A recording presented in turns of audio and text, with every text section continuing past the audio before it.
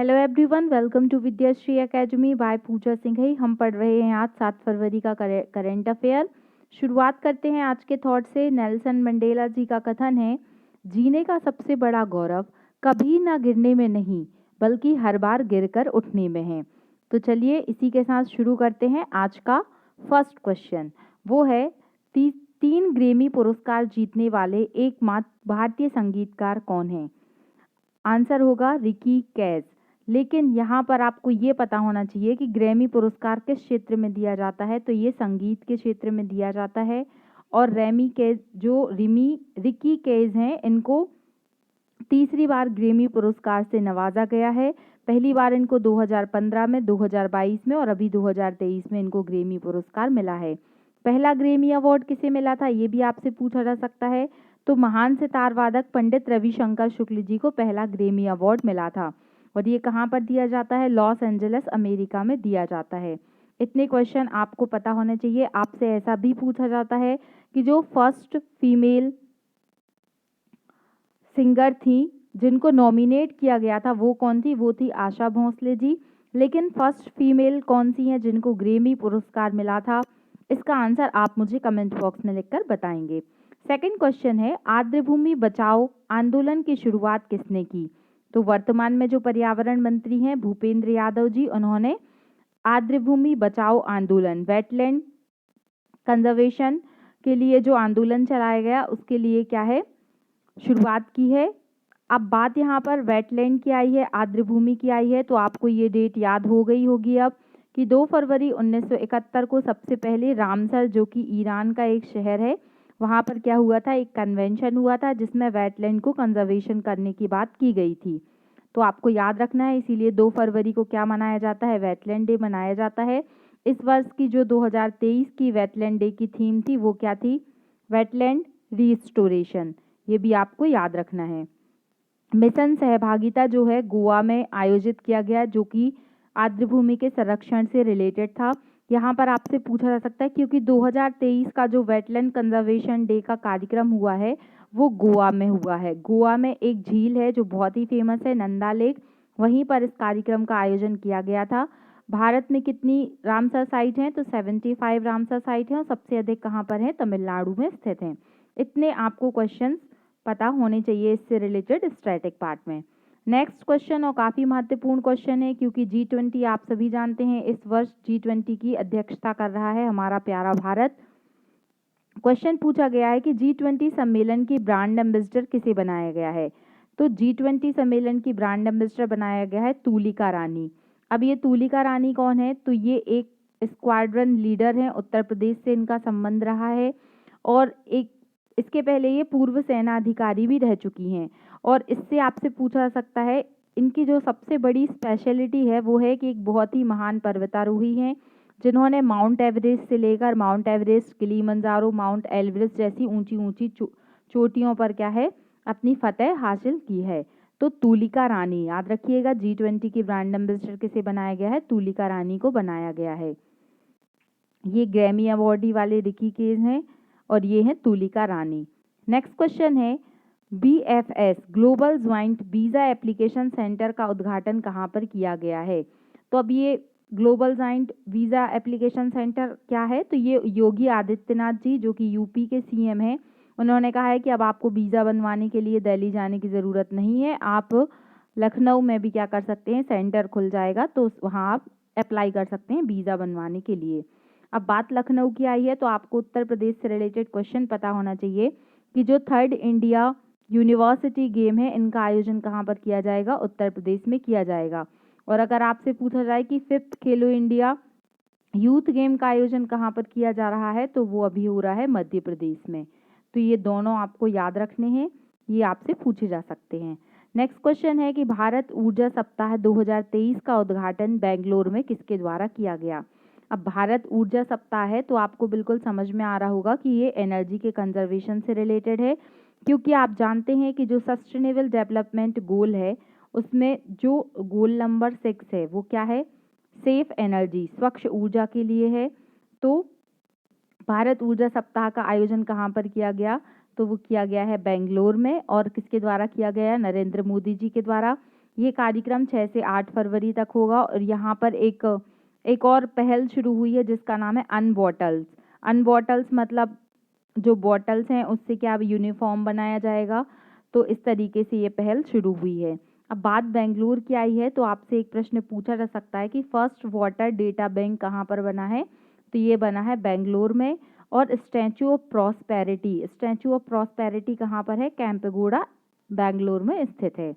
इतने पॉइंट आपको पता होने चाहिए। फिर एक बहुत ही महत्वपूर्ण न्यूज़ है, स्पोर्ट्स से रिलेटेड है। दीपा कर्माकर, ये नाम आपने डेफिनेटली सुना होगा। दीपा कर्माकर का संबंध किस क्षेत्र से है स्पोर्ट्स में, तो ये एक फेमस जिम्नास्ट हैं और ओलंपिक में पार्ट लेने वाली फर्स्ट जिम्नास्ट जो थी वो दीपा कर्माकर ही थी। दीपा कर्माकर का संबंध कहाँ से है, तो ये त्रिपुरा से संबंधित है। तो अभी आप जानते होंगे स्पोर्ट्स जो प्लेयर होते हैं उनके लिए एक डोप टेस्ट होता है। डोप टेस्ट क्या होता है, जिसमें टेस्ट किया जाता है कि आपने कोई भी मादक पदार्थ या कोई नशीले पदार्थों का सेवन तो नहीं किया है जिससे कि एनर्जी जो हो वो बूस्टअप हो।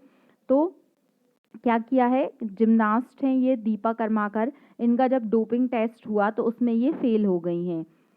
तो इन्होंने कौन सी दवा का सेवन किया था जिसमें ये मतलब एक तरीके से जो प्रोहिबिट थी वो थी हाइजेनामाइन जो एक मेडिसिन होती है वो इन्होंने इसका सेवन किया था, जिसके कारण अब ये डोप टेस्ट में फेल हो गई हैं और इनके ऊपर 21 माह का प्रतिबंध लगाया गया है। तो आपको याद रखना है, आपसे पूछा जा सकता है कि दीपा कर्माकर का संबंध किस खेल से है, तो ये एक जिम्नास्ट हैं। किस स्टेट से इनका संबंध है, तो ये एक त्रिपुरा की खिलाड़ी हैं। और 2016 में जो रियो ओलंपिक हुआ था उसमें इन्होंने 4th रैंक प्राप्त किया था। और जो एक नाम और है जो कि एक महान धावक हैं दुती चंद, ये नाम भी आपने सुना होगा, इनका संबंध उड़ीसा से था। ये भी डोप टेस्ट में फेल हो चुकी हैं। तो इतने आपको पता होने चाहिए। ये वीज़ा एप्लीकेशन सेंटर है, उत्तर प्रदेश लखनऊ में इसका उद्घाटन हुआ है। भारत ऊर्जा सप्ताह 2023। फिर दीपा कर्माकर ये हैं, आप देख सकते हैं स्क्रीन पर। फिर कौन सा ऐसा ऑर्गेनाइजेशन है जो ये टेस्ट करता है और प्रतिबंध लगाता है, तो अगर हम इंटरनेशनली बात करें तो एक ऑर्गेनाइजेशन है वाडा। वाडा का फुल फॉर्म क्या होता है ये आप कमेंट बॉक्स में लिखकर बताएंगे। और 1999 में इसकी स्थापना की गई थी। और नाडा, नेशनल एंटी डोपिंग अथॉरिटी, इसकी स्थापना 2005 में की गई थी। और अगर भारत में ये टेस्ट होता है तो कौन सी एजेंसी काम करेगी, नाडा करेगी। और अगर इंटरनेशनली होता है तो वाडा करेगी। आई होप आपको इतने फैक्ट समझ में आ गए होंगे। नेक्स्ट क्वेश्चन है, नेशनल हॉकी चैंपियनशिप 2023 की विजेता टीम कौन सी है। तो जो नेशनल हॉकी चैंपियनशिप है उसमें 2023 का जो गेम जीता है वो जीता है आईटीबीपी ने।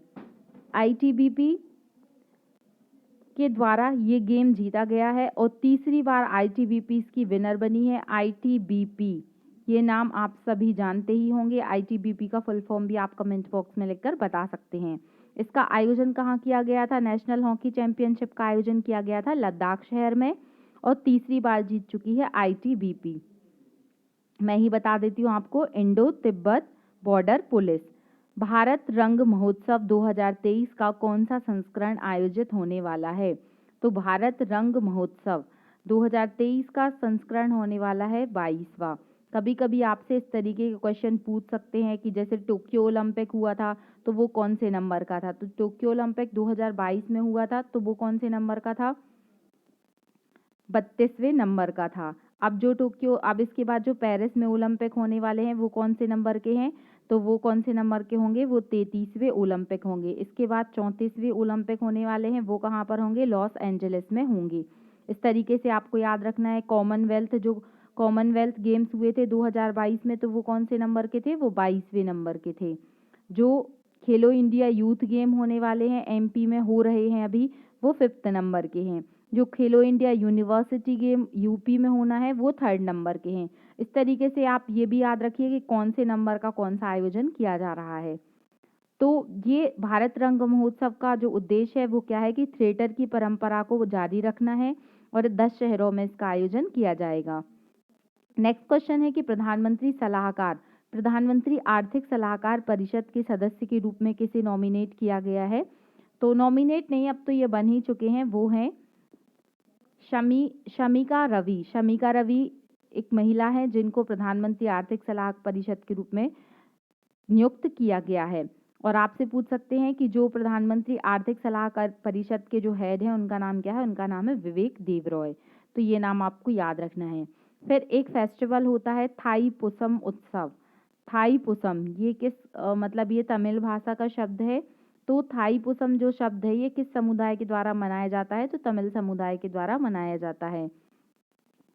तो इतने फैक्ट आपको पता होने चाहिए। National ice hockey championship 2023 final किस किस के बीच में हुआ था? आर्मी वर्सेस आईटीबीपी के बीच में हुआ था, जिसमें आईटीबीपी विजयी हुआ है।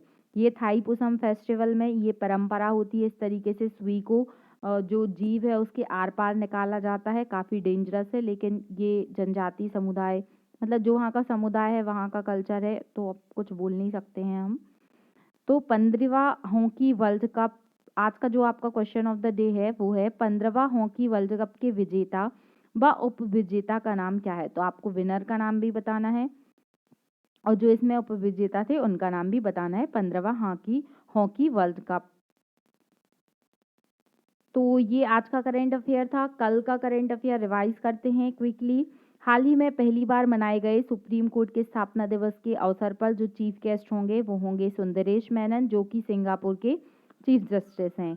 मध्य क्षेत्रीय परिषद की 15वीं बैठक का आयोजन उत्तराखंड में किया जाएगा। वर्ल्ड कैंसर डे 4 फरवरी को होता है। तरल नैनो यूरिया उर्वरक संयंत्र की आधारशिला झारखंड में रखी गई। लद्दाख का पहला जैव विविधता विरासत स्थल घोषित किया गया है यायात्सको झील को, जो कि लद्दाख में है। मेरो रुख मेरो संस्कृति हरित पहल का उद्घाटन सिक्किम में किया गया। ये है यायात्सका। 36वां इंटर यूनिवर्सिटी नॉर्थ जोन उत्सव जो है यूथ फेस्टिवल अंतरनाद, इसका आयोजन जम्मू कश्मीर यूनिवर्सिटी में किया गया। Indian national car racing championship 2023 के फॉर्मूला 2000 वर्ग में विजेता हैं साई संजय। और पाकिस्तान के पूर्व सीएम नहीं थे ये, पूर्व यहाँ पर पीएम होगा, पीएम रह चुके हैं परवेज मुशर्रफ जी, उनका निधन हो गया है। इनका संबंध ऑपरेशन विजय से था। तो ये कुछ क्वेश्चंस मैंने आपसे पूछे थे। अंतर्राष्ट्रीय सोलर गठबंधन का जो नवीनतम हस्ताक्षरकर्ता देश था वो कौन सा था? तो वो था कॉन्गो रिपब्लिक। कुछ लोगों ने आंसर दिया, बाकी लोग भी कृपया करके आंसर दें। अगर आपको ये वीडियो अच्छा लग रहा है, हाँ एक न्यूज़ और छूट गई है, उसे हम कल अच्छे से पढ़ लेंगे। अभी आपको पता होगा एक देश है तुर्की, जहाँ पर भूकंप आया है 7.6, 7 और 6.5 तक की तीव्रता के वहाँ पर काफ़ी भूकंप आए हैं, जो कि जनधन की काफ़ी हानि हुई है। तो आप सभी वहाँ के लिए प्रे करें। और हमारा जो भारत है, चूँकि वो वसुदेव कुटुंबकम की भावना पर आधारित है, इसलिए जो मदद सहायता है सब कुछ हम पहुँचाने की कोशिश कर रहे हैं। भारत सरकार इसके लिए बहुत अधिक कार्य कर रही है। तो प्रे फॉर तुर्की। और अगर आपको ये वीडियो अच्छा लगा है तो please like, share and subscribe. Answer ज़रूर दीजिए। Thank you so much. पढ़ते रहिए, खुश रहिए। जय हिंद, जय भारत।